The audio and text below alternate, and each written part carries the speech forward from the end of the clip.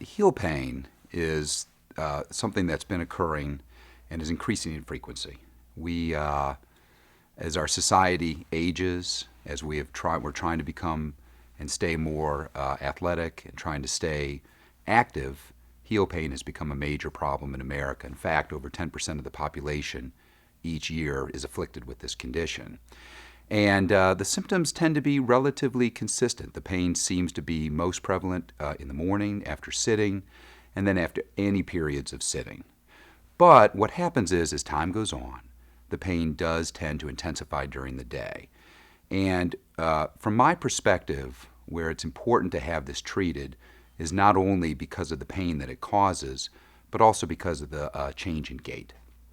And what I find is that the foot, as kind of the primary support system for the body, when the foot, or especially the heel, which is your primary shock absorber, is no longer functioning properly, inevitably you compensate.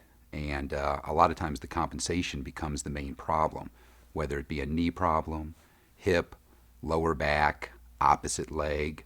We see patients with TMJ because they've lost shock absorption ability. So in my estimation, it's a very, very serious problem, and it requires treatment.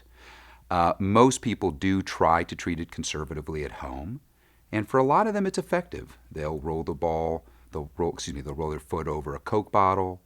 They'll apply ice to the area. They'll stretch, and there is a significant group of people that will help to improve the condition, but unfortunately, not for everyone.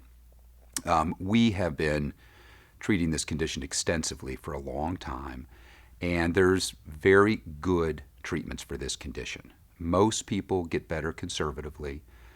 Generally, it requires several treatments. It may require inserts, some form of splinting, stretching, but the long-term prognosis is excellent for this condition.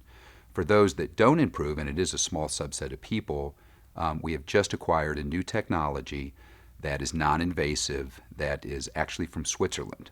We're the first group in North Carolina to have it, and I'm very excited about this treatment. It's a high-energy shockwave machine, and basically what it does is it stimulates the body's defenses to solve the problem, and that is for cases that we cannot solve with some relatively simple conservative care.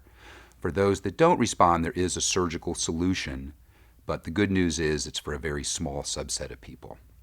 But I do think that in evaluating this condition, it's important not just to think about the heel, but most importantly to think about the compensation for that problem.